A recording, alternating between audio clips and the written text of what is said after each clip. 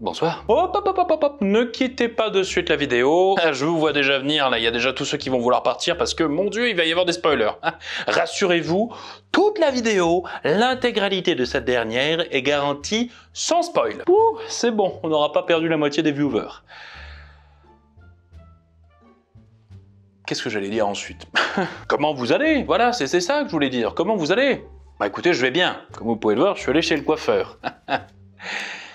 Oui, j'ai que ça à raconter, oui, apparemment. Et bonne fête à vous, évidemment, bien sûr. Hein. Puissiez-vous, toutefois, malgré l'épidémie de Covid, passer quand même d'agréables fêtes en famille, un peu, alors de manière un petit peu plus restreinte.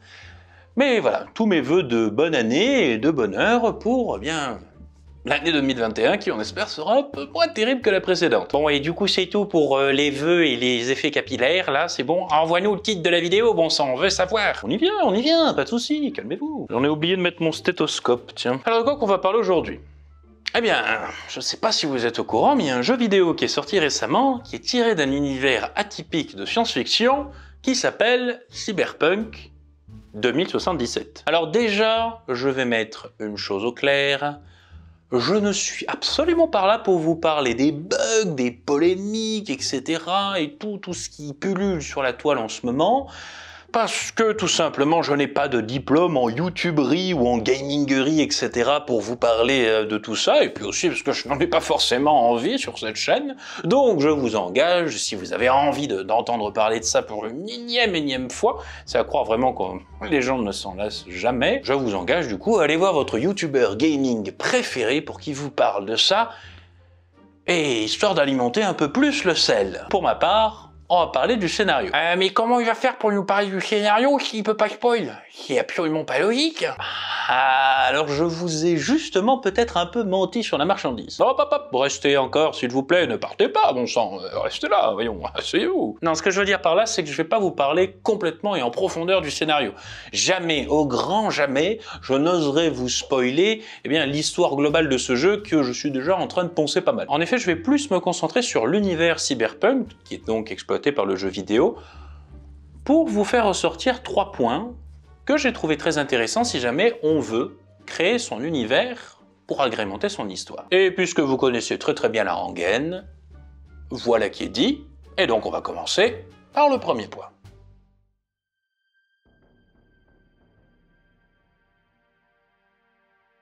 Alors déjà pour commencer, que l'on ait été familiarisé déjà avant la sortie du jeu vidéo avec l'univers qu'est Cyberpunk, ou que l'on vient juste de le découvrir avec la sortie de ce dernier, il va sans dire que l'on a affaire à un univers qui dénote radicalement en comparaison avec ses semblables. En effet, le monde de Cyberpunk ne s'arrête pas à la simple définition d'un univers de science-fiction dystopique. Tout dans sa conception est destiné à se démarquer de ses semblables dans le genre. Alors je ne vais pas vous faire le panégyrique de l'ensemble des éléments différenciants, mais plutôt vous montrer, à travers de quelques exemples, ce que je veux dire.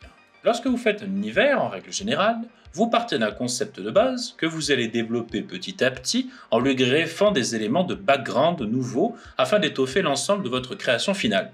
Cependant, lorsque vous ajoutez un de ces fameux éléments, il est toujours très important de ne pas simplement l'ajouter sans creuser derrière, ne serait-ce qu'un minimum. Je m'explique. Prenons comme exemple, dans l'univers de Cyberpunk, les augmentations cybernétiques, l'aspect phare de beaucoup d'univers de science-fiction. Là où cela est ajouté de manière superficielle dans certains univers, dans Cyberpunk, ce dernier est développé avec une très grande profondeur de réflexion. Alors, ne partez pas sur pareil forage dans une idée de base de manière brute de décoffrage. L'on peut en effet s'aider de diverses questions. Toujours dans mon exemple des fameux implants cybernétiques, si on part du postulat de base que cela existe dans notre histoire, alors on doit se poser des questions d'approfondissement comme par exemple, quels impacts cela a-t-il sur la santé organique des porteurs? Si cela a un impact, que faut-il faire pour rester alors en bonne santé? Faut-il prendre des drogues? Faut-il aller souvent chez le médecin, etc.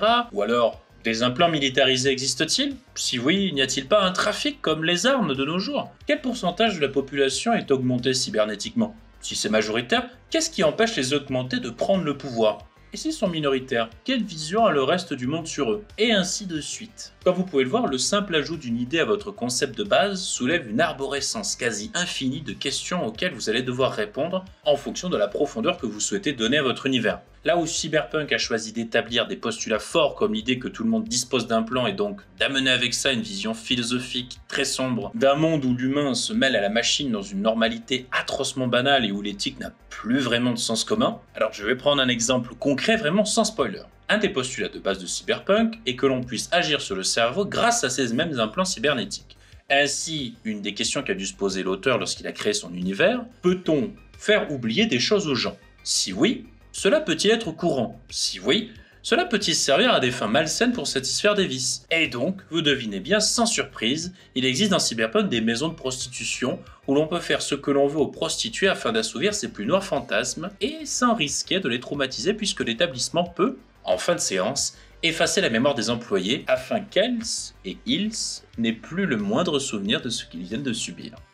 Et vous voyez ainsi comment, avec l'ajout d'idées de base, avec par la suite des questions successives qui s'imbriquent en arborescence un peu à l'image de poupées russes, on peut arriver à approfondir un univers petit à petit comme ça, en générant des détails auxquels on n'aurait pas pensé de prime abord. Alors je fais aussi un léger encart dans mon analyse pour vous parler de l'aspect visuel de pareil univers. En effet, de par son positionnement rétro-futur inspiré des années 80, son ambiance très sombre mais pourtant ponctuée de couleurs très flashy, son atmosphère musicale hors norme semblable à nulle autre, ses multiples postulats torturés qui peuvent nous faire réfléchir sur ce que nous appelons l'éthique et qui nous renvoient au questionnement de ce que nous sommes vraiment en tant qu'humains, et même jusque dans sa typographie du grunge destroy mais pourtant si tape à l'œil, Cyberpunk est un univers qui se démarque dans tout ce qui peut constituer un univers. Que cela soit au niveau visuel ou sonore, dans ses inspirations ou ses choix, et même dans ce qu'il représente et fait passer comme message. Tout s'inscrit dans un mélange de genres qui n'a peut-être au final rien inventé, mais qui, par une savante alchimie, arrive à créer quelque chose d'unique qui a fini par engendrer son propre genre.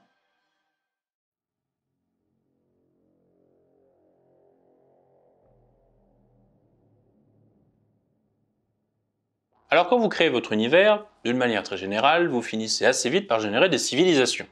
Et qui dit civilisation, dit multitude d'individus qui vont interagir ensemble dans une même société. Alors des exemples de modèles de société, il y en a pléthore dans toute l'histoire de l'humanité. Que ce soit la République, la monarchie, la tyrannie, le communisme, la démocratie, etc. etc. Je vous laisse aller revoir vos livres d'histoire. Mais quoi qu'il en soit, ces différents modèles de société dépeignent comment une société va s'organiser. Parfait. Dépeignent donc comment une société va s'organiser afin d'avoir un ensemble plutôt stable et éviter que ce soit la guerre civile tout le temps. Mais le modèle ne fait pas tout.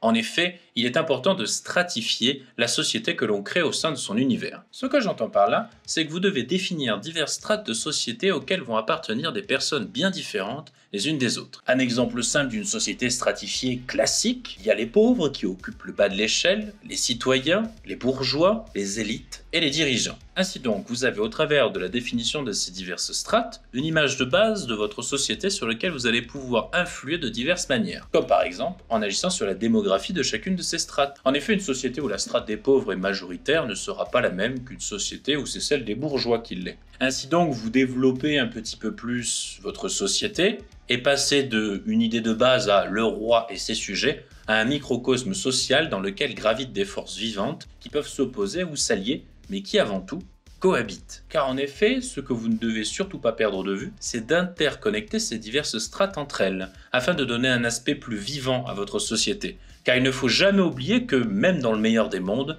l'humain fera toujours passer, à un moment ou à un autre, ses intérêts personnels avant ceux des autres, et souvent même au détriment des autres. Et c'est là que Cyberpunk réussit à rendre son univers extrêmement stratifié, très crédible à mon sens.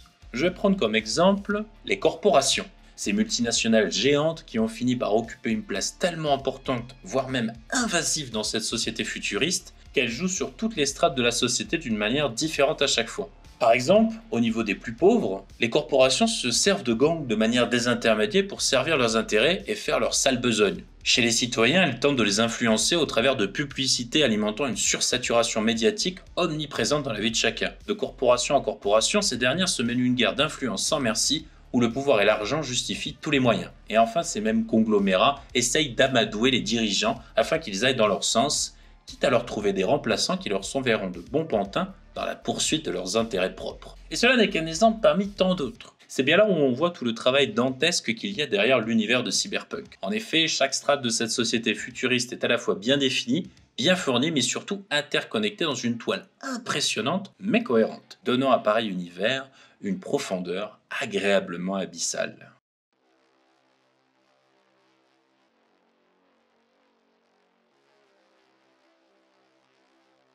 Bon, d'accord, je dois vous avouer, je vous ai menti encore, puisque je ne vais pas parler que de l'univers, je vais parler aussi un petit peu du scénario. Mais calmez-vous, ne quittez pas, ne coupez pas la vidéo, je vais juste vous parler du tout début avec le choix que vous devez faire pour le background de votre personnage. Alors comme cela vous a été présenté dans les trailers, vous avez 3 scénarios de départ qui vont donner un background bien spécifique à votre personnage et ainsi vous faire jouer un petit passage d'histoire propre au background que vous avez choisi avant de raccrocher à l'histoire principale commune aux 3 backgrounds. Pour information, vous avez comme background disponible gamin des rues, corporation et nomade. Chacun de ces backgrounds amène une atmosphère particulière et un bagage différent à votre personnage. Et c'est justement dans cette notion de bagage que le jeu rend la chose intéressante à mon sens. Car non content de vous proposer une porte d'entrée à l'aventure proposée par les scénaristes, elle vous offre une vision différente qui impactera vos choix, ou du moins vous donnera l'illusion d'eux, et la manière dont votre personnage pourra appréhender diverses situations, et ce, tout du long de l'aventure. Par exemple, avec le background de corporation, votre personnage sera plus à même de distinguer l'œuvre de ces multinationales dans une manigance en relevant des détails appris au gré de ses expériences passées, là où un personnage avec comme background de gamin des rues ou bien de nomade en sera incapable. Toutefois, ces derniers pourront briller dans des moments où celui qui a choisi de départ corporation sera à son tour pas en mesure d'appréhender au mieux la situation. En bref, personne ne se retrouve lésé par son choix de départ, cela ne fait qu'équitablement ouvrir des portes, tout en enfermant d'autres. Et c'est justement là, je pense, une bonne leçon à retenir. Car je vois beaucoup d'histoires, que cela soit en JDR ou dans d'autres œuvres narratives préfaites, qui présentent le passé comme un élément indépendant du reste du récit, oubliant de ce fait son côté édifiant dans la vie des personnages et qui peut impacter, même légèrement, des situations présentes. Alors je ne dis pas qu'il faut surdévelopper le passé de chaque personnage de votre récit, loin de là, car cela ne ferait qu'alourdir votre histoire et donner au spectateur l'impression que vous êtes en train de vous justifier auprès de lui. Mais je dois admettre que j'ai été, et que je reste au cours de ma partie que je savoure tel un bon vin, agréablement surpris de voir que mon choix de départ, que je pensais anodin, m'a amené à des portes ouvertes sur des situations vécues en jeu qui m'ont donné à minima l'illusion que l'histoire de mon personnage ne débutait pas en même temps que l'aventure, mais qu'elle avait commencé bien avant que j'aie une influence sur cette dernière.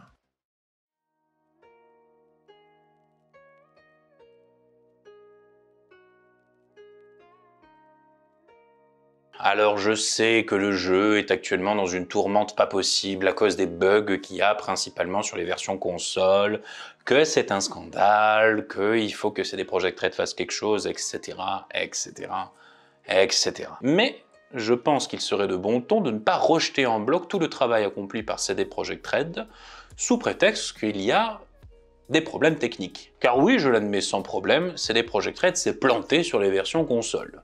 Et il va devoir essayer de travailler très dur pour redresser la barre sur laquelle ils se sont vautrés. Néanmoins, je dois quand même leur reconnaître qu'ils ont réussi, à mon sens, à relever le défi haut la main, qui est celui d'adapter un univers aussi riche, complexe, marqué et typé que les cyberpunk. Car je dois avouer qu'au cours de mes nombreuses heures de jeu, je me sens déjà comme dans un JDR, enveloppé comme ça dans une histoire, dans un univers qui est riche, complexe et qui est extrêmement bien retranscrit. Alors je pense que pour conclure un petit peu, la meilleure leçon que l'on pourrait tirer d'un univers comme Cyberpunk, c'est de ne pas cultiver cette notion d'entre-deux, de à moitié fait, de un peu trop mais pas assez, que je vois dans beaucoup d'univers nouvellement créés, du moins dans des récits récents. Comme si l'on essayait, vous savez, de contenter un petit peu tout le monde. Et je pense que si vous voulez créer un univers qui soit impactant, il ne faut surtout pas faire de compromis et aller à fond dans vos idées qui, de base, pourraient vous paraître ridicules. Et je prends comme exemple, dans Cyberpunk, le côté très rétro-futur années 80 qui pourrait prêter parfois un peu à sourire,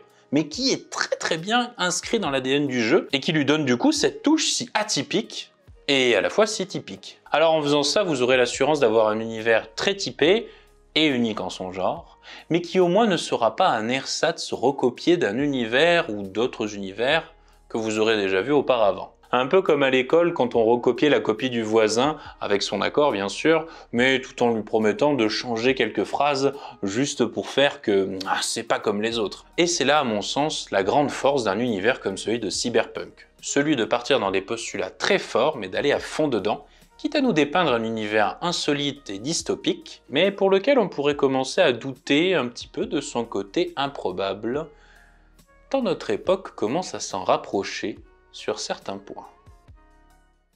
Et voilà du coup comme promis la fameuse vidéo sur Cyberpunk 2077.